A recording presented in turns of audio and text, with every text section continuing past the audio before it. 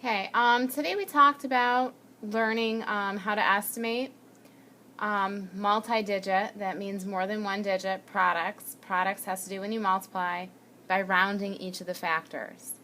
So one of the things we talked about, when do we round? We want to round when we don't need an exact number. So sometimes you would round to know if you're going to have enough money, if you're going to have enough time. And then we talked about some practical examples when you're in the grocery store, trying to figure out how much things are going to cost. You don't walk around with a calculator in your pocket to add everything up usually. You round, okay?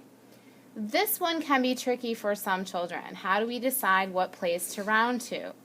You want to round to make the number as easy to work with as possible. So usually that will be the largest place that you have available to round to. There's no hard and fast rule to this question, so you'll have to look at your number and decide which is going to give me the easiest number to work with in my head. When we round, it's so we can do mental math in our head. So if we're rounding and still using a pencil and paper, you probably didn't round your number large enough. So you want to end up with nice, big, large numbers that are easy to work with. So we'll look at a couple examples.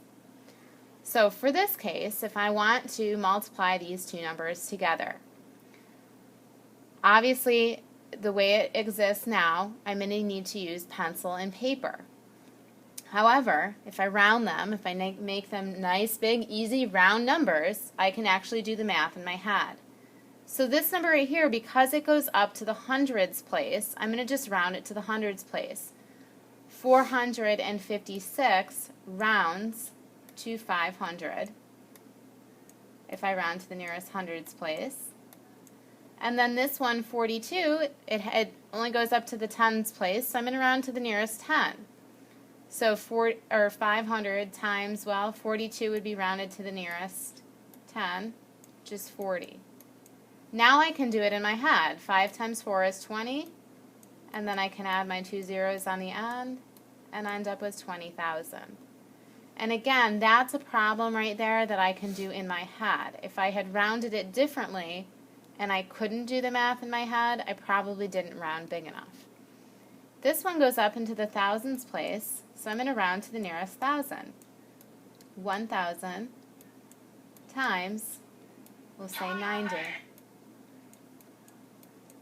So 1 times 9 is 9, and then I add my 4 zeros onto the end, and I usually just kind of bring them on over.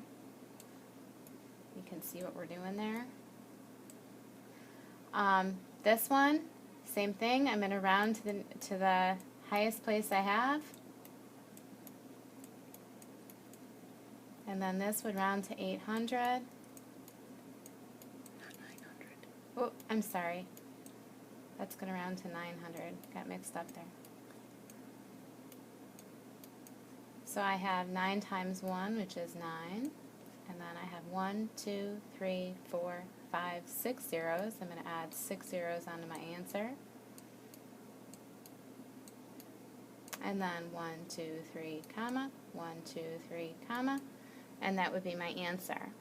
And again, the thing to keep in mind is that you're using nice, big, round numbers that you can work with in your head.